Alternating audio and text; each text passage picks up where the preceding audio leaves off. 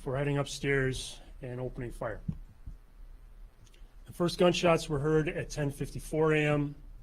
First officers were dispatched at 10:57 a.m. The call generated a multi-jurisdictional response, with the first officer arriving on scene at 11 a.m. This first officer immediately entered the building. The team began shooting inside of a study hall class, killed a teacher and a 14-year-old classmate. 5 other students inside the same classroom were injured, and a teacher in an adjacent room was also injured. As of today, 1 student remains hospitalized. The suspect then died by suicide, and one of the injured students in the room quickly grabbed the gun that was used and hid it in a nearby desk drawer. The true heroes of that day were these students in the school, their classmates, and every employee of the ALCS. You all showed courage and compassion to one another during your darkest day. Please know that you are not alone, and you will always have our support. I want to take a minute to thank every officer, deputy, firefighter, paramedic who responded to this event. Your bravery and action saved lives. I want to thank our detectives and investigative teams for all their hard work and dedicated service that they've given our community during this investigation. I want to thank our federal partners who have assisted our team and our local partners who came to our aid from literally all over Dane County. I also want to thank the Dane County District Attorney for his collaboration and the collaboration from his team. Thank you as well to the entire Dane County Victim Witness Unit for their ongoing support of the LCS community and the support of victims of this tragedy, as well as the support from the Violence Prevention Unit of Public Health for their ongoing support and work with those affected. Thank you to all the medical professionals at our hospitals. Their care has continued for many weeks. Thank you especially to the Dean Clinic. Your willingness to partner with us on that day, aid our response, and help our reunification of families will really never be forgotten. Thank you to our Madison Employee Assistance Program and our peer support team. They continue to try to help us all navigate this tragedy that we all experienced. Finally, I want to say thank you to you, Mayor, and your staff. You were there on day one supporting us with our response, and your support has remained steadfast throughout our investigation, so thank you. I know there's been some frustration today about the timing of the announcements for this press conference and when information was shared about the arrest. I want to explain the complaint for this warrant was sealed by the court. It was sealed to allow our staff some time to contact the LCS community, to reach out to victims and to their families. It was also sealed to prevent disclosure prior to an arrest. We would have violated the court order if we would have shared any more information than what we shared earlier today. And when we could update the release, we did. After our mayor speaks, we'll try to answer some questions. However, I want to make an ask to all of you, and I know we made this ask in the written notice. Please consider leaving the LCS community alone today. Let them some time to process this news. Please remember we are one Madison community.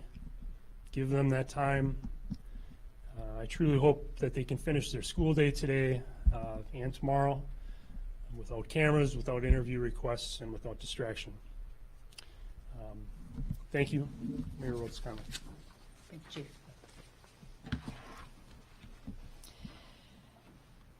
I want to thank Chief Patterson and the entire Madison Police Department, former Chief Sean Barnes, and all of the first responders from communities all around Dane County for their incredible response immediately following the tragedy.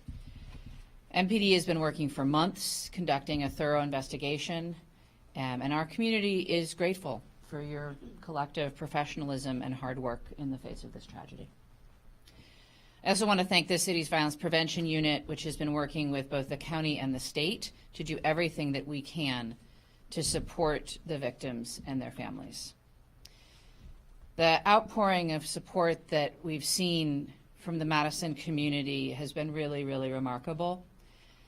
And I'm very proud to represent a city that responds to an unthinkable tragedy like this with acts of compassion and kindness, not just on that day, but on many, many days since, and continuing into the future. I do want to take a moment to acknowledge the impacted families in the entire Abundant Life community. This is another tough day for them. And as the chief said, I just hope that we can all show these families and the community the respect that they deserve and be mindful of their privacy and the fact that really any new news in this case can be re-traumatizing for people who have experienced gun violence. I'm not going to add any more details to what the chief already said about today's arrest. As you heard, we will take questions in a minute, and they will, of course, provide the information that they can without compromising the pending legal case. What I do want to address is how we, as a city, as a state, and as a nation, can respond to a horrific act of violence being committed in a school filled with children. There are a number of common sense rules and regulations that this state and our federal government could pass tomorrow that have overwhelming support from the public. This shouldn't be political. The refusal to prioritize gun violence prevention only makes it harder for those of us at the local level, police chiefs, their staff, and our families to keep our communities safe. Gun owners also have a responsibility here, the responsibility to secure their weapons and prevent guns from falling into the wrong hands. Please, if you own a gun, buy a gun lock, get a gun safe, and use them. We must make these safeguards as accessible and easy to purchase as the guns themselves. What shouldn't ever be controversial is that children should never have the opportunity to use a gun to harm a classmate, a teacher, or a loved one, whether by accident or on purpose. Guns are not a solution to conflict, and we must stop normalizing their use and their accessibility. What happened at Abundant Life Christian School should have been impossible. Instead, we live in a world where preventing a similar tragedy is what feels impossible, and that is not okay. We need to make it impossible for kids to have access to deadly weapons. We need to reject hate, conspiracies, and disinformation that fuel these violent acts. If our young people are experiencing mental health issues, we need to provide them with the resources to heal and to reach their full potential. We need to make our schools sanctuaries for knowledge, not fortresses designed to withstand attack. We need to stop pretending that guns in the home make our children safer when we know that the exact opposite is true.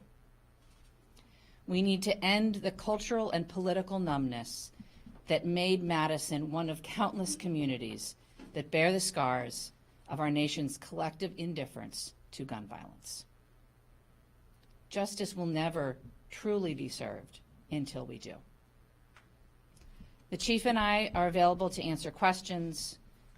Please remember that while we value transparency, there will be some questions that we cannot answer at this time. This case is now in the hands of the district attorney, and that office may be the appropriate authority to provide more details regarding the charges and the proceedings going forward. Thank you, and we'd be happy to take some questions. So there's been some news reports in the last couple of months regarding investigations in other states, including California, I believe. How are they going playing the case? Is that were those uncovered during the course of the investigation? What I can say is we've been very appreciative of the help of our federal partners. We've been collaborating with them during this investigation. This focus today has been entirely on here and what happened locally.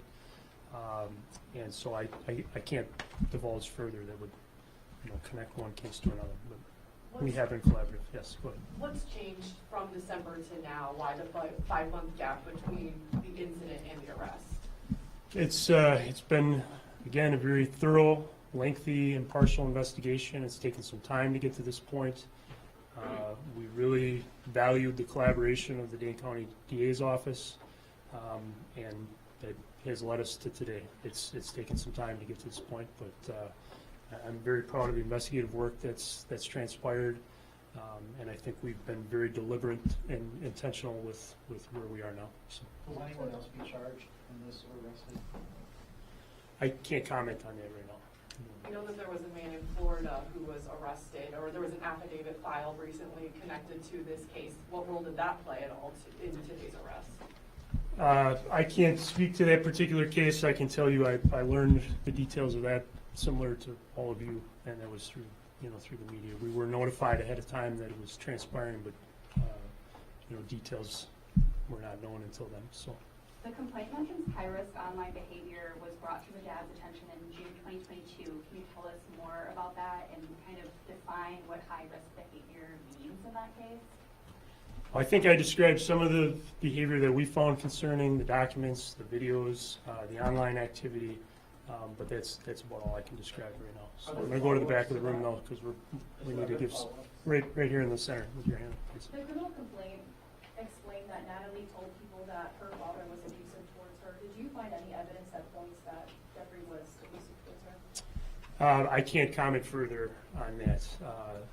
He has one charge of contributing to that delinquency, but I can't get too far into In that. the criminal complaint, Jeffrey right now told police he believes it's possible that his daughter knew the password to his gun safe. Do you believe that she took one or both of the guns that she brought to school on December 16th out of a locked safe? Anything in the complaint that we can share further on that? Or no? I don't. Come to the mic.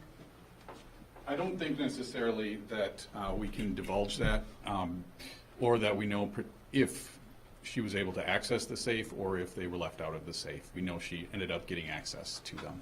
Were any of the guns that were recovered at the scene gifted to her, or were they all hers? The guns that were recovered at the scene were, she can't legally own a gun, but they were, her father knew that she had them, or at least had access to them. There's some more details in the complaint too that I think will help you with that answer. And as we stated, there was one that was intended to be a gift.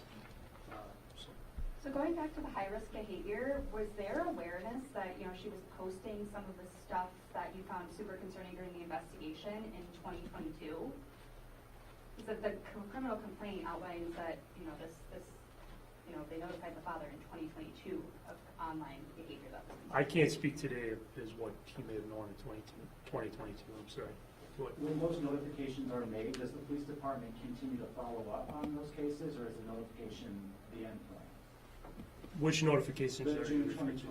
2022 notification that the shooter was engaging in high-risk online behavior, they notified Jeffrey. Did they follow up with Jeffrey? Did they follow up on this high-risk behavior? I can't speak further to the follow-up that was done. I don't know if you're able to, but I'm not. Yeah, at this point, I think we're comfortable talking about the things that are publicly available in the complaint. The case is in the hands of the DA's office now, so providing information outside of the complaint really isn't within our purview at this point in the interest of respecting the legal proceedings ahead. Can you define high-risk behavior, though, just so that there's an understanding of what that meant when used in the complaint? I think, like we're suggesting, there's online activity where you have a young person talking about mass violence. I would consider that high-risk behavior. So is that what she was doing? Like, I'm just trying to kind of help people There was understand what this means. a clear fascination with mass violence, with school shootings, and with weapons, and that is concerning. Was there a particular person who radicalized her? That I can't speak to. I mean, like I said, there was a fixation, there was interactions with individuals online that clearly was contributing to this fascination, maybe even deepening it, I don't know, but that's concerning behavior. What was Does Sam, online again, back behavior here. contribute to the child delinquency charge? And is there anything else that is contributing to that charge specifically? Can we get into that or not? I mean, I think the totality of the complaint sort of describes the charges in and of themselves. I mean, that's the purpose of the complaint. So again, we would leave that to the legal professionals to describe the charging, but the complaint describes the behavior and the charges, and I think we'd fall back on that. What message do these charges send to the public? Well, I'm a parent of 3. I have a daughter who's 15.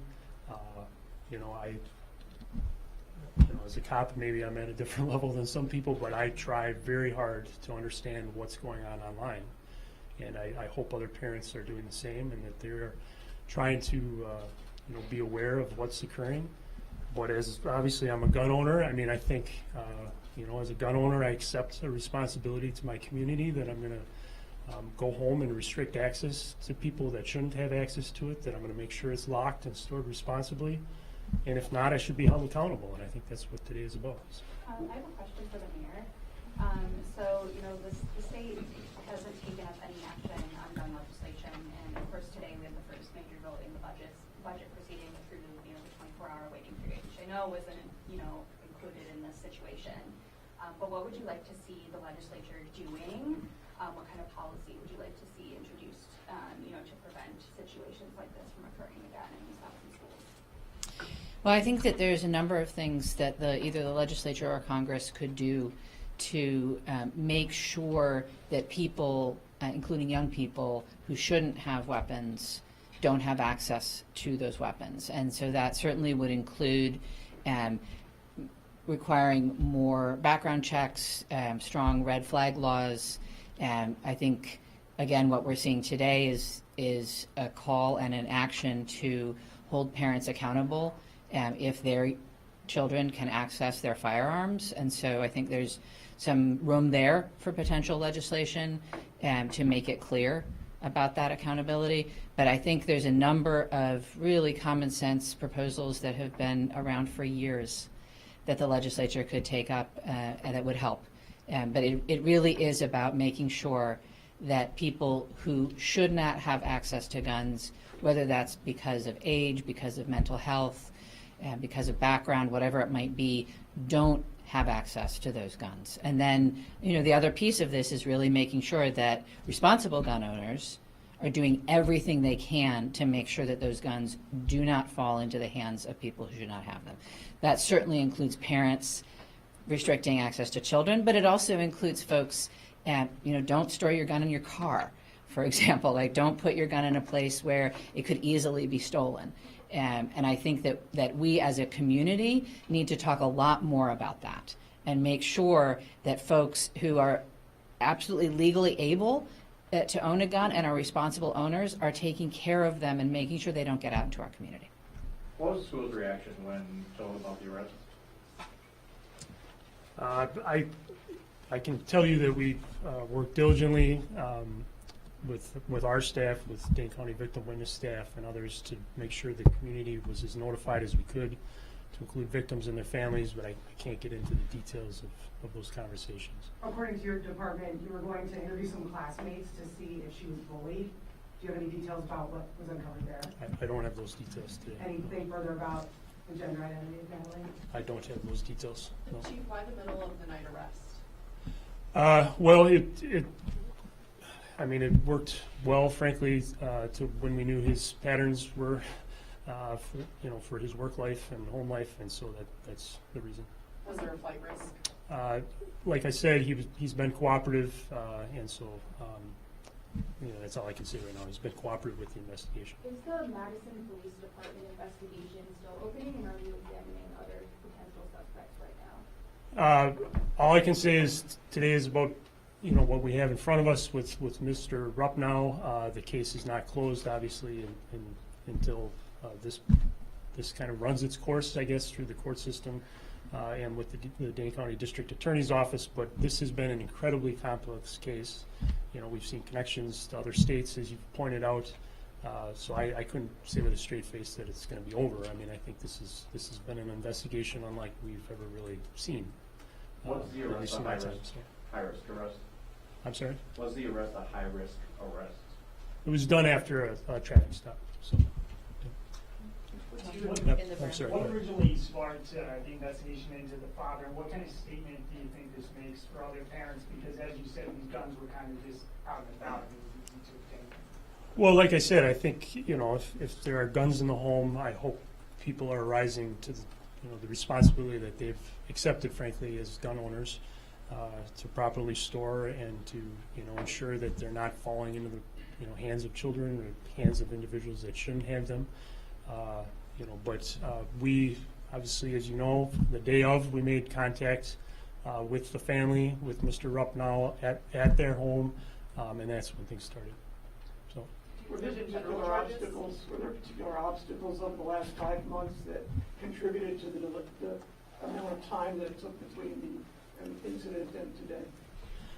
Well, I mean, the largest obstacle was the complexity and the size of the case. I mean, the number of people that attend the school, added to the number of first responders that went to the school on that day and completed documents that needed to be reviewed, helped collect evidence.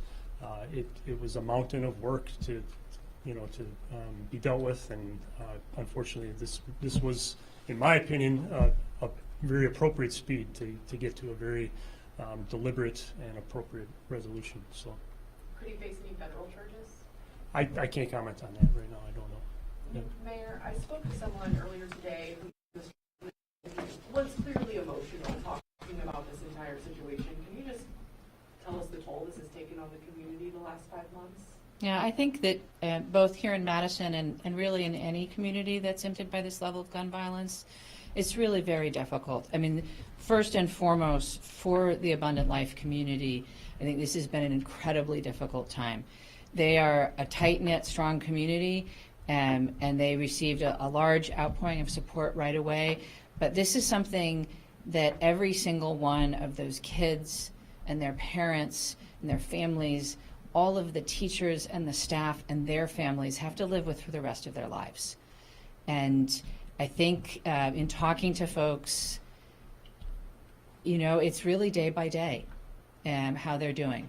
And it is really challenging. As a survivor of gun violence myself, and my family's been impacted, it takes a long time to even feel like you can have a normal day after something like this. So my heart continues to go out to the entire ALCS community and to everyone who is impacted, because even folks who didn't go to that school and have kids in other schools have that same level of fear about what might happen. So I think it's been really hugely impactful for the Madison community. But again, I'm really proud of how we've come together and the resources that we've made available and the support that we've offered to everybody who's been impacted. I just hope that we don't have to rally at this level again. I hope this never happens again, certainly in Madison, but really anywhere. So, one more question and then we'll have to close. Yes, ma'am. This is for police. In December, after the guns were seized, you guys were aware that he did go to try to purchase another firearm. Did he share about his motivation for doing so? No, I mean, I have to stick to what's in the complaint, but like I said, we've had cooperation from Mr. Rupp, so. Yeah. Thank you all Thank very you. much. Chief, I just wanted to clarify the 2022 fire booster test question about the live stream. So then, like the online behavior that was concerning, was it that vaccination with school shootings, or is that just kind of generally that it's concerning? Generally. Okay, thank you. Thank you all for coming. Thank you. Appreciate you. Thank you. We know some of you have deadlines coming up probably around 4 o'clock. If you want to use this room throughout the rest of your evening newscast or file your stories, please feel free to stay here for a while. So, after 6. What? So after